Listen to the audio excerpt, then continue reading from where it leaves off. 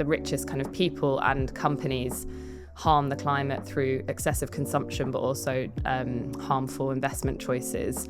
And we believe that those with the broadest shoulders and the biggest polluters should be paying their fair share in tackling the climate crisis. Our ex-Prime Minister Rishi Sunak, one of the 250 richest families in the UK, paid an effective tax rate in 2023 of just 23%, which was a lower rate than a teacher.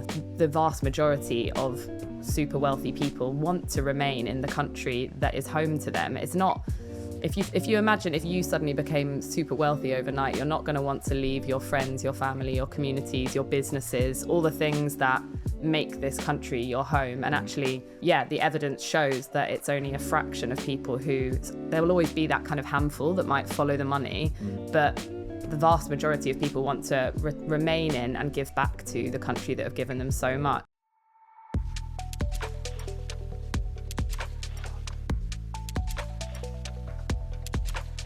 Thank you so much for sitting down with me today.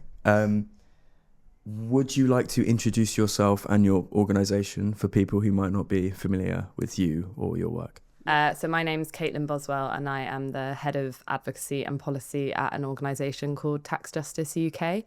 And we kind of do what it says on the tin. We campaign for a fairer and more equal tax system that benefits all of our communities here in the UK. I wanted to talk a little bit more about the organisation, maybe some of your key campaigns and, issues that you're actually working to combat. So I was wondering if you could elaborate on that a little bit more. Yeah, definitely. So the work that we do can kind of broadly be divided into three main areas. The first one is around kind of taxing wealth more as a means to tackling inequality and improving our public services. So as we're all kind of aware, we're coming out of the other end of over 14 years of austerity measures, which have cut our public services to the bone and seems decimated. To be ramping up again, unfortunately. Yeah, exactly. So we're already seeing the effects of that on some of the most kind of marginalised communities, and a cost of living crisis that's making life harder for all of us, soaring inequality, and as you say, kind of recently, kind of suggestions that there's going to be austerity 2.0. So one of our big campaigns is around taxing wealth more as a means to raising significant vital revenue that could be used to breathe life back into our public services, get our communities healthier, more educated, support people, keep them safe. And that is a means in which we think this can be achieved. The second one is around, as you mentioned, kind of the climate crisis. So we know that extreme wealth is fueling the climate crisis. Not only do kind of the super wealthy, the richest kind of people and companies harm the climate through excessive consumption, but also harmful investment choices. And we believe that those with the broadest shoulders and the biggest polluters should be paying their fair share in tackling the climate crisis. And often the climate movement is met with the question of, like, how can we pay for this? How can we ensure a just transition for workers? How can we protect communities at the forefront of flooding, of droughts? And taxing wealth and progressive tax reform is one of the ways that we can raise funds to do that. And then kind of the third area that we work on is around tackling international tax abuse. So people and companies moving their money offshore or to tax havens as a way of avoiding paying tax. So things like the non-dom loophole. Well, partly that, and things like tax havens and places that people can go to avoid paying tax or move their companies to, so that they don't have to show who that company belongs to. So like Britain as a country is responsible for around a third of all international tax abuse through our overseas territories and crown dependencies. So we're calling for kind of greater transparency, measures that would tackle global tax abuse, that would bring in huge amounts of revenue, both for the UK, but also countries overseas, to strengthen all of our economies and communities. What we're probably going to get into now, hopefully, is some of the misconceptions around a wealth tax. It's kind of like a thing that's gaining a bit of traction as of late. You see people like Gary Stevenson, everywhere at the moment. So why the need for a wealth tax? Well, what's wrong with the current system? So a couple of things. I mean, in the UK, we have one of the most unequal and kind of outdated tax systems in the world. So it means that income from work is taxed at a much higher rate than income from wealth. And there are lots of loopholes and reliefs in the system that mean that some of the wealthiest people get away with paying proportionally a lower rate of tax than teachers, nurses, doctors, people kind of working in our vital public services. So we think that's not fair. For example, our ex-Prime Minister Rishi Sunak, one of the 250 richest families in the UK, paid an effective tax rate in 2023 of just 23%, which was a lower rate than a teacher. So that means that rich people can continue getting richer at a faster rate, and it widens inequality. And then at the same time, and partly because of that, the UK is one of the most unequal countries. That we have widening wealth inequality. More and more people are being pushed into poverty, forced into reliance on food banks, whilst at the same time, the number of billionaires is growing. We might see our first trillionaire in the world this year. So we're seeing that gap really, really grow, and people up and down the country are really, really struggling. But at the same time, the UK has the 6th biggest economy in the world, and there's a lot of wealth in this country. We just don't tap into it, and it's a massively untapped resource. So we think we need a wealth tax, and also more kind of tax on wealth more broadly, as a way of really tapping into that wealth that exists to stop it being just held by a tiny fraction of society, and ensure that it can really benefit all of our communities and the people who really need it. God, that's really quite mind-boggling. So a teacher is paying more tax than Rishi Sunak. Well, that was what they found in 2023, yeah. And I mean, the effective tax rate of people on the lowest 10% of earners is 44%, whereas it's almost half that for people in the top 0.01%. And that's because we don't tax things like capital gains at the same rate that we tax income from work. And there are lots of ways that we can equalise that system. But until we do that, that inequality is just going to keep growing. Yeah. When a wealth tax is on the table, one of the first things you will hear is, hypothetically, let's say a wealth tax is imposed, all of our millionaires are going to leave the country. I mean, you have statistics like in 2024 we had 10,000 millionaires leave the UK. What's the deal there? I mean, a lot of the numbers that you see kind of bandied around by the press are completely botched and based on misinformation, fake news. Like that's just not the reality. And actually, the research shows, when you look at examples kind of internationally, that the vast majority of super wealthy people want to remain in the country that is home to them. It's not. If you imagine if you suddenly became super wealthy overnight, you're not going to want to leave your friends, your family, your communities, your businesses, all the things that make this country your home. And actually, the evidence shows that it's only a fraction of people who, there will always be that kind of handful that might follow the money, but the vast majority of people want to remain in and give back to the country that have given them so much. And actually, even if you factor for a small behavioural response, which our proposal around a 2% wealth tax does, it still raises so much more money than the small amount that you could potentially end up losing. And I think it's important to say as well, so we work really closely with an organisation that you might have heard of called the Patriotic Millionaires UK, and they're a group of multimillionaires based in the UK. Gareth Stevenson's one of them. And they say we're here to stay and we're happy to pay, and they're advocating for more tax on wealth. And they say, you know, we couldn't have reached the point of privilege that we now have. We couldn't have reached this amount of wealth without a country that supported us, supported our families, had functioning public services, had a workforce that we could rely on. So, and the majority of UK, they did some polling that found that the majority of UK millionaires, I think it was 65%, were supportive of this 2% tax on wealth if it was going to be used to invest in our public services. Yeah. You know, another thing that people tend to bring up when you talk about a wealth tax is sort of the question of whether it actually works and has it been done before. I mean, the UK's never seen a wealth tax. Are there any countries that have seen a wealth tax work successfully? So there are examples of wealth taxes overseas. In Europe, there's Switzerland, Spain, and Norway have wealth taxes in place, and France and Italy have kind of taxes on wealth to a greater extent than we do. And Spain is an example where they have seen an increase in their revenue as a result of that wealth tax and an increase in the number of taxpayers. But when you're met with the question, people often use France as the example of it didn't work there, so why would it work here? But what we would say to that is that the solution that we're advocating for, that it is a 2% tax on wealth assets over 10 million, you have to be so rich to have over 10 million in assets. And even then, it's only the bit on top of the 10 million that will be taxed. So if you had 11 million, it's the 1 million above the 10 million. Yeah. And that is a much smaller number of people. It equates to roughly 20,000 people in the UK, which is about 0.03% of the UK population.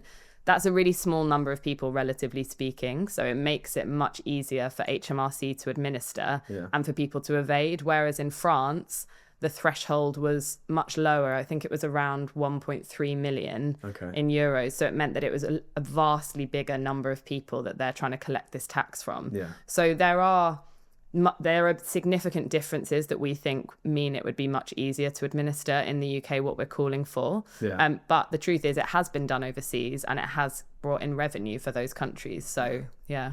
So can you maybe elaborate on the sort of finer details of the wealth tax that you're actually, lobbying for? Yeah, sure. So like I mentioned, what we're calling for is a 2% tax on assets over 10 million. So that means that people who own over 10 million in assets, so that could be in property, in shares, in dividends, in various different, whatever your assets, the net worth of your assets, if that's over 10 million, you would pay a 2% tax on the amount over 10 million. So we're talking about the reason we kind of chose a policy that is at this really high threshold is because we wanted to ensure it would only hit the super wealthy. And that's what I think a lot of people don't understand when we're talking about this, is that we're not just talking about people who are kind of doing okay, they're comfortable. We're talking about obscene wealth. We're talking about wealth that people who are like sitting on their wealth. And can't actually spend. And at the same time that there is a deepening cost of living crisis in which we're seeing more people living on the streets, more people forced into reliance on food banks. So that kind of inequality just shouldn't exist. And we do need to find ways to kind of dig into it and redistribute that wealth more fairly and more equitably. Yeah. So this would be, it would only impact 20,000 people, which is about the size of the O2 Arena. So if you think about that in the size of the whole country, it's relatively small. Yeah. And I think those people can afford to pay a little bit more. Yeah.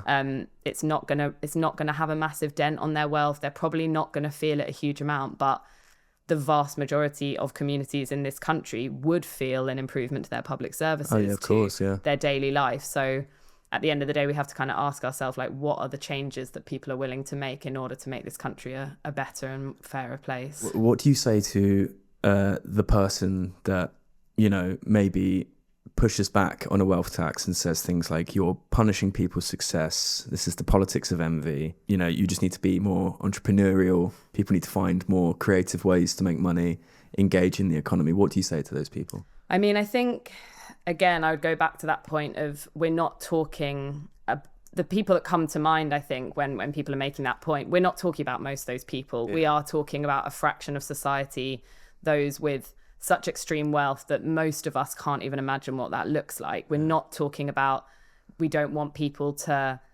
kind of improve their living conditions, to feel comfortable in their lives. Like, that's not what we're talking about. And I think the truth is the vast majority of people cannot get that kind of wealth through working hard, through being entrepreneurial. Yeah. It is only possible off the back of a tax system that means that you can get rich at a faster rate because of loopholes, or exploited underpaid labor from all the workers below you. Like, it doesn't come about through normal means. It comes about in ways that, frankly, shouldn't be allowed to happen, because then, like we were saying, it doesn't exist in a vacuum. It fuels inequality. It creates a huge number of people who are really struggling to get by and aren't able to live a good quality of life at the expense of kind of a handful of people that are living with disproportionate wealth. So, and I think if we also bring it back to the other challenges that our country is seeing, like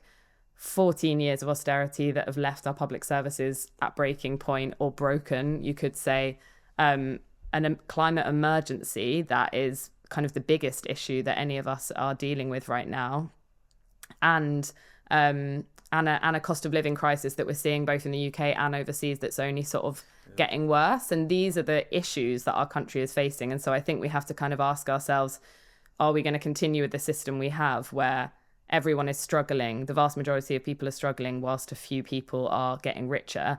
Or are we going to have to make some small changes, relatively speaking, small changes that would really go a long way in helping us actually tackle these issues and get this country on its feet again and get people, improve living standards, ensure that people have a good quality of life?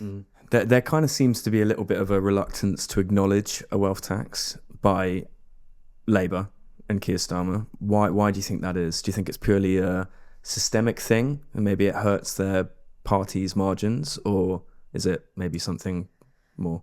I think, yeah, you're right. I think we've seen not a lot of kind of boldness coming out of the government in really talking about taxing wealth or a wealth tax.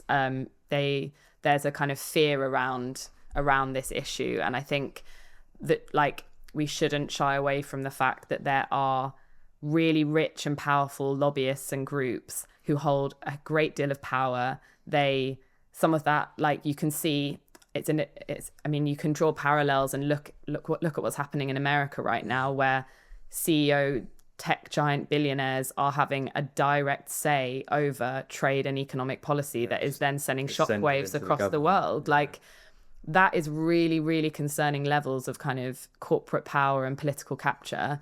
And I think in the UK, it's a different situation, but I do think there are vested interests and groups that hold a really concerning amount of power, and they at times can have the ear of government, and government can be kind of, I think this government can be too meek or not bold enough in standing up to those groups and saying, actually, we're going to make changes. Because the truth is, these people and the people we're talking about targeting through these tax reforms, they don't make up a significant amount of the voter base. They're not going to be the reason that Labour do or don't win the next election. The vast majority of people living in this country whose quality of life is going down, they'll be the reason Labour do or don't win the next election. So I do think that needs to be really thought about. The more you think about it, it's crazy because it's actually a brilliant opportunity to, get money from people who aren't directly in your voter base long before targeting PIP and benefits and, winter fuel and all of that. Don't really understand the motives behind it. It's very strange. I mean, I would say kind of on my point before that, like this government have taken some steps that we were really pleased to see. Like it is important to kind of state that, like at the October budget, they did make some steps on taxing wealth. Like they closed, scrapping the non-dom scheme, closing, kind of bringing up capital gains tax rate, closing loopholes in the windfall tax on North Sea oil and gas companies. But these kind of relatively small changes don't go nearly far enough to the level of transformative change that we need to improve living conditions in this country, tackle the climate crisis, and among other things. And I think what you're then highlighting and what we're now seeing is instead announcements of serious cuts that will hit some of disabled people, some of the most marginalized communities in our country who have already been at the receiving end of over 14 years of like huge austerity measures that have cut their support to the bone. And then we're talking about more. This is a political choice. Like it is a political choice, and the government could choose to make a different decision. If it did just one of the kind of suite of measures in our 10 tax reforms, say it equalised capital gains tax and closed loopholes in that system, it could raise an extra 12 billion in a year. That's more than double what they're saying they're going to cut from disability welfare. So I think it's really important to look at taxing wealth in the context of these cuts and keep making the point that they are avoidable. They're not necessary, not only cruel, but they're not necessary. Yeah. So, I mean, what is the next step for Labour? What do you think they should be moving towards? So, I mean, well, we have our kind of 10 tax reforms that, as we've used research from lots of experts in this area, that would, if implemented, raise over 60 billion in a single year. That's insane. Which is a huge amount of money. Yeah. And like I said, a wealth tax is definitely the biggest revenue raiser. It would bring in 24 billion in a year. But even if we look beyond that, at kind of some of the smaller changes the government could make, like reforming the capital gains tax system or applying national insurance to investment income, so that we treat income from wealth and work in the same way, that could bring in 12 billion or 10 billion. So there are lots of things that this government could be doing to really allow us to start tackling the huge challenges that our country is facing. Mostly I'm thinking about the kind of the cost of living crisis, the public services, and the climate crisis. And these are some of the measures that in a year could raise huge amounts of money to be able to do that. And in the long term, not in the short term, it's about raising revenue for what is needed. But in the long term, it's also about making the system fairer and more equal, so that wealth is really redistributed long term in a fairer way, and we don't see this kind of ever growing gulf between the super rich and everyone else. What's on the horizon if they don't do anything? I mean, I think if they don't do anything, we all know what's going to happen. We saw what happened in America. Like, if people don't feel an improvement to their quality of life, they're not going to vote Labour at the next election. We're seeing a really concerning rise in popularity of groups like Reform, the far right. We're seeing it not just in the UK and in the US, in Europe. And I think it's a really worrying picture of what happens if we don't put the needs of the vast majority of people in this country first and ensure that they feel an improvement to their quality of life. And these are some of the things that the government can do. You know, people are often saying, what can be done? Well, there are genuine, workable, evidence-based proposals on the table. It's just about having the political will to do them. Thank you so much, Caitlin. Where can people find more of your work? You know, how can they get involved? So there is a lot of noise right now around wealth taxes and taxing wealth, and we need more and more voices and people in that movement. So if people are interested, go to our website, Tax Justice UK. You can become a supporter, and we have over 60,000 supporters who receive our newsletter on a weekly basis. And there are kind of lots of parts of the movement beyond us, and lots of ways that people can get involved in fighting for these kind of social justice movements. Awesome. Thank you so much. Thanks.